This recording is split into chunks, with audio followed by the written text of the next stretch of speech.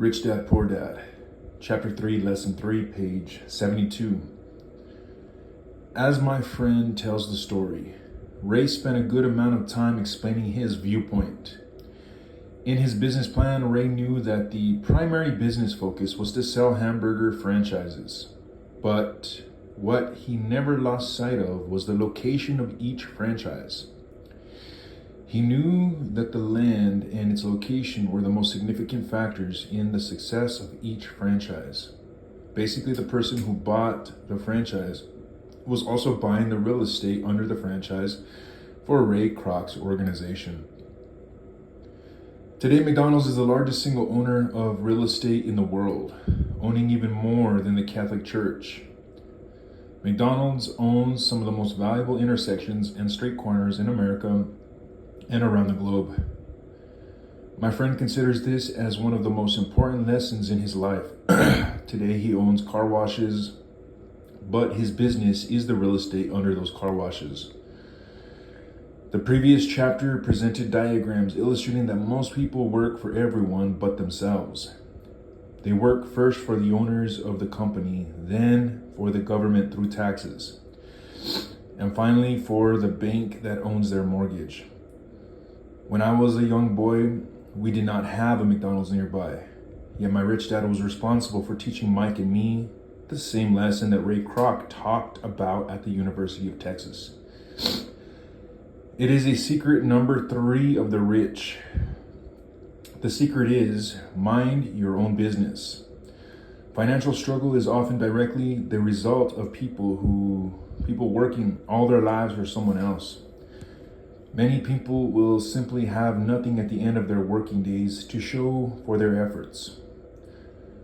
Our current educational system focuses on preparing today's youth to get good jobs by developing scholastic skills. Their lives will revolve around their wages, or as described earlier, their income column. Many will study further to become engineers, scientists, cooks, police officers, artists, writers, and so on. These professional skills allow them to enter the workforce and work for money.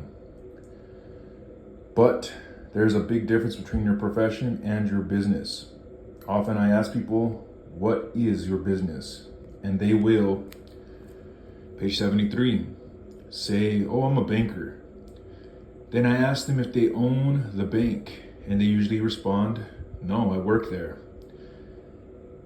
In that instance, they have confused their profession with their business. Their profession may be a banker, but they still need their own business.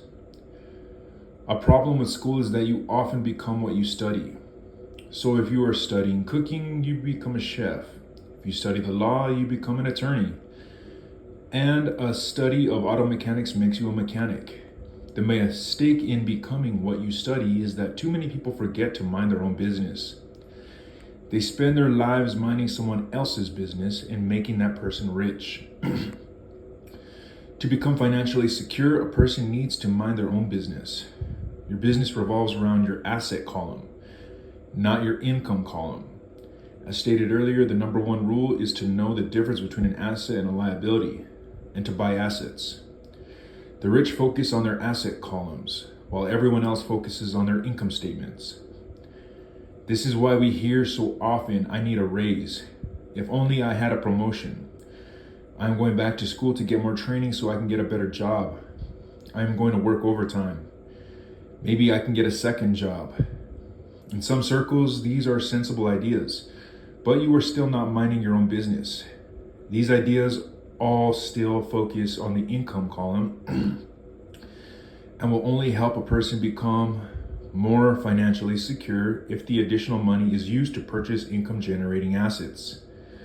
The primary reason the majority of the poor and middle class are financially conservative, which means I can't afford to take risks, is that they have no financial foundation. They have to cling to their jobs and play it safe. When downsizing became the in thing to do, millions of workers found out their largest so-called asset, their home, was eating them alive. Their asset was costing them money every month. There, end of page.